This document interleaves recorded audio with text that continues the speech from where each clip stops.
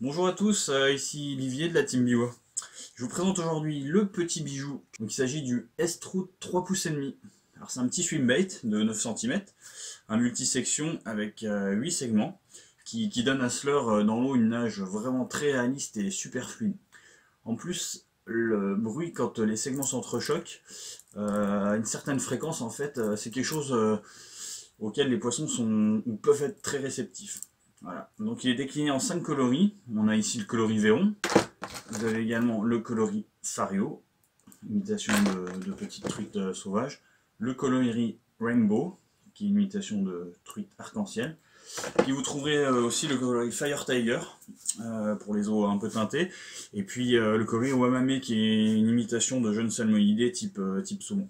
Alors c'est un petit swimbait qui est léger, il fait 8 grammes. Il a été conçu à la base, bien sûr, pour la recherche de la truite. Donc c'est pour ça qu'on a des coloris super réalistes de proie de truite, le Véron, la jeune truite. Et il a été développé pour pêcher les zones avec pas trop de courant, c'est-à-dire qu'on va rechercher plutôt les zones de plat, assez peu profondes. C'est un leurre qui évolue en subsurface à quelques dizaines de centimètres, 30 cm maxi sous la surface. Alors c'est très très simple d'utilisation. On est sur de la pêche swimbait traditionnelle, un linéaire simple. On peut bien sûr, pour donner un peu d'agressivité dans l'animation, faire quelques pauses, stop and go, ou également quelques twitch. C'est quelque chose qui supporte assez bien. Je vais vous donner une petite astuce pour gagner en distance de lancer, parce que je vous disais qu'il est assez léger, donc des fois il nous manque quelques mètres sur les gros cours d'eau. À ce moment-là, on peut essayer de monter en mode Texas Rig. Donc c'est-à-dire qu'on met un plomb balle devant, une petite perle pour protéger le nœud sur le leurre, et puis on peut bloquer éventuellement le plomb balle avec un stop flotte par exemple. Donc ça permet de gagner un peu de distance de lancer, ça permet aussi dans certaines conditions de pêcher plus creux, de chercher un peu de profondeur. Et puis ce qui est intéressant, c'est que ça lui permet de mieux tenir le courant.